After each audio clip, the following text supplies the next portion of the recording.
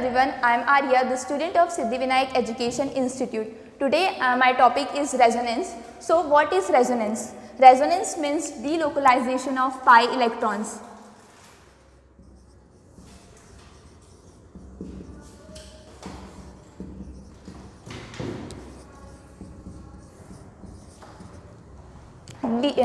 Resonance means delocalization of pi electrons. For resonance को होने के लिए वहाँ पे कॉन्जुगेशन होना ज़रूरी होता है और कॉन्जुगेशंस के लिए कुछ कंडीशंस होती है. वो कंडीशंस मैं यहाँ पर आपको बताती हूँ. Conditions for conjugation. First condition ये है कि कोई एक एटम है, मान लो जैसे स्ट्रक्चर है किसी एटम का ए, एक बी, ये सी और ये डी. तो यहाँ पे जो है अल्टरनेट पाई बॉन्ड्स प्रेजेंट होना चाहिए. जैसे कि ए और बी के बीच में एक पाई बॉन्ड है तो सी और डी के बीच में एक पाई बॉन्ड. तो यहाँ पे हम कॉन्जुगेशन कर सकते हैं और उसका रेजोनेंस स्ट्रक्चर बना सकते हैं. जैसे कि इसके लिए एक एग्जांपल लेती हूँ.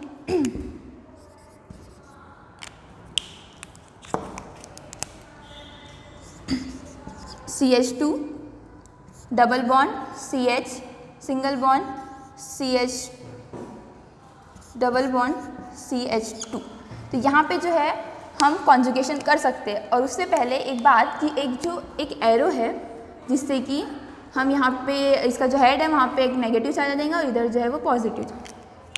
तो इसका हम डिलोकलाइजेशन करवाते हैं और यहाँ से एक बॉन्ड ब्रेक करते हैं. जैसे कि ये एक बॉन्ड ब्रेक हुई तो यहाँ पे आ गया हमारा पॉजिटिव चार्ज, यहाँ पे आ गया हमारा नेगेटिव चार्ज. सेम उसी तरीके से यहाँ पे भी डिलोकलाइजेशन करवाएंगे तो यहाँ पे आ जाएगा हमारा पॉजिटिव चार्ज, यहाँ पे आ जाएगा हमारा नेगेटिव चार्ज. तो अब ये जो इसमें मैं नंबरिंग करती हूँ ताकि आपको आसानी से समझ में आ सके. First, second, third, fourth. तो इसका जो स्ट्रक्चर है, रेजोनेटिंग स्ट्रक्चर, वो कुछ ऐसे इस तरीके से बनेगा. ये हो जाएगा CH2, यहाँ पे आ जाएगा सिंगल बॉन्ड CH, ये हो गया CH, यहाँ पे आ जाएगा double bond CH, single bond CH3. कुछ इस तरीके से हमारा जो है रेजोनेटिंग स्ट्रक्चर बनेगा. और इसी की सेकेंड कंडीशन है कि कोई भी एक एटम के ऊपर या तो पॉजिटिव चार्ज या तो नेगेटिव चार्ज या तो लोन पेयर या फ्री रेडिकल है तो उसके बाजू में एक सिग्मा बॉन्ड होना चाहिए. फिर उसके बाद एक एटम के बाद जो है डबल बॉन्ड होना चाहिए और तो यहाँ पे भी कॉन्जुगेशन हमारा हो सकता है. तो यहाँ पे जो कॉन्जुगेशन है, अगर मान लो कि यहाँ पे कोई एटम पे नेगेटिव चार्ज है, यहाँ पे एक सिग्मा बॉन्ड है, डबल बॉन्ड एंड सी. तो यहाँ पे जो कॉन्जुगेशन, ये एक इलेक्ट्रॉन डोनेटिंग ग्रुप है तो ये अपना इलेक्ट्रॉन इसको डोनेट कर देगा ताकि ये डबल बॉन्ड बना सके और यहाँ पे कॉन्जुगेशन हो सके. और ये जो है कुछ इस तरीके से टूट जाएगा. तो यहाँ पे आ जाएगा पॉजिटिव, ये आ जाएगा नेगेटिव. तो यहाँ पे जो है हमारा स्ट्रक्चर कुछ ऐसे बनेगा. A, double bond B, single bond C. तो इस तरीके से हम कॉन्जुगेशन की दो कंडीशन देख चुके हैं. अब हम करेंगे localisation. What is localised and what is delocalised.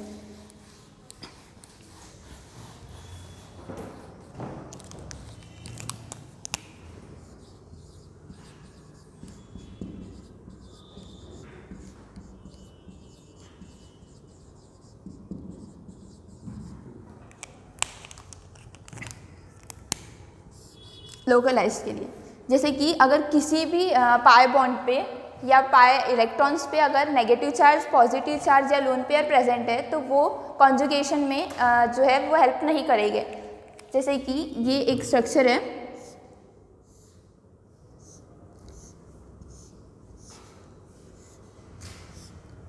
अगर ये इस बेरिंग के पास अगर यहाँ पे एक नेगेटिव चार्ज है या फिर इसी के पास एक लोन पेयर है तो ये जो है ये रेजोनेटिंग स्ट्रक्चर में, रेजोनेंस में या कॉन्जुगेशन यहाँ पे नहीं होगा. और वहीं पे डीलोकलाइज मतलब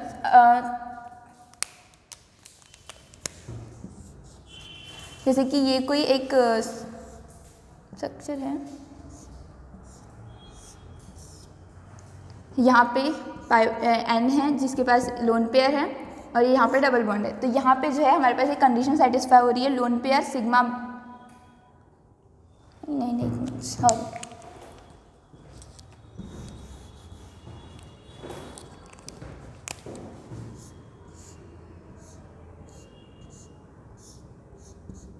इसके पास लोन पेयर है, यहाँ डबल बॉन्ड है और यहाँ पे कोई बॉन्ड है. तो यहाँ पे एक कंडीशन सेटिस्फाई हो रही है, लोन पेयर, सिग्मा बॉन्ड और पाई बॉन्ड, तो यहाँ पे हमारा कॉन्जुगेशन होगा। और मैंने जैसे कि पहले बताई कि जो पाई इलेक्ट्रॉन्स है, डीलोकलाइजेशन जो होता है रेजोनेंस में, डीलोकलाइजेशन होता है पाई इलेक्ट्रॉन्स का, तो इसी तरीके से ये हो गया हमारा लोकलाइजेशन और डीलोकलाइज। अब हम पढ़ेंगे क्रॉस कॉन्जुगेशन और एक्सटेंडेड कॉन्जुगेशन।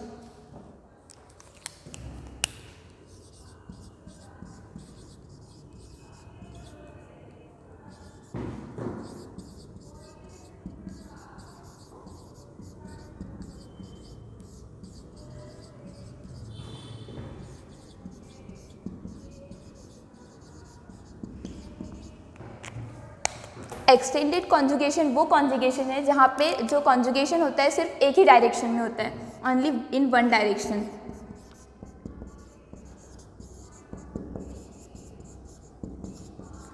और क्रॉस कॉन्जुगेशन में जो कॉन्जुगेशन होता है वो मोर देन वन डायरेक्शन में होता है,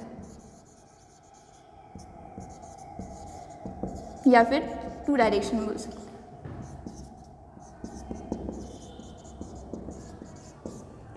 जैसे कि इसके एक एक एग्जांपल्स देखते हैं।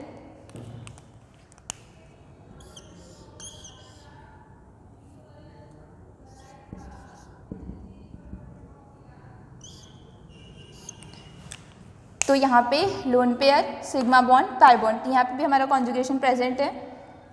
तो ये जो लोन पेयर है ये अपना यहाँ पे आ जाएगा, इसकी हम बॉन्ड को कुछ इस तरीके से ब्रेक करेंगे और ये हो जाएगा कुछ इस तरीके से ब्रेक। तो यहाँ पे आ जाएगा पॉजिटिव नेगेटिव पॉजिटिव नेगेटिव। तो यहाँ पे जो है जो इसका रेजोनेटिंग स्ट्रक्चर बनेगा वो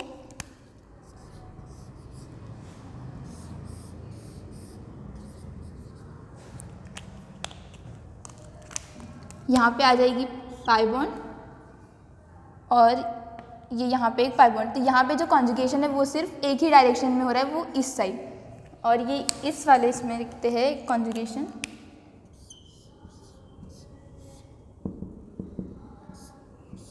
यहाँ पे जो कॉन्जुगेशन है वो टू डायरेक्शन में होता है, ये एक lone pair, sigma bond, pi bond.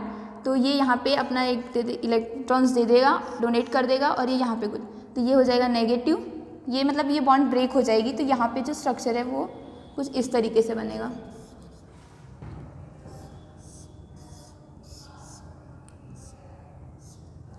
तो इस तरीके से हमारा जो एक्सटेंडेड कॉन्जुगेशन और क्रॉस कॉन्जुगेशन होता है, लेकिन यहाँ पे स्टेबिलिटी जो होती है वो एक्सटेंडेड कॉन्जुगेशन की ज़्यादा होती है as compared to cross conjugation. और अगर वहाँ पर कोई कॉन्जुगेशन नहीं हो रहा है तो स्टेबिलिटी कुछ इस तरीके से होती है।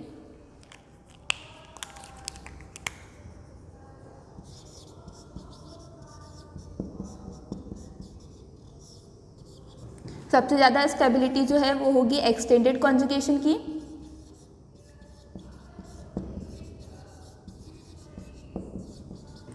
और फिर होगी नॉन कॉन्जुगेशन की जिसमें कॉन्जुगेशन नहीं हो रहा है, और उसके बाद सबसे लास्ट में जो होगी वो क्रॉस कॉन्जुगेशन की होगी।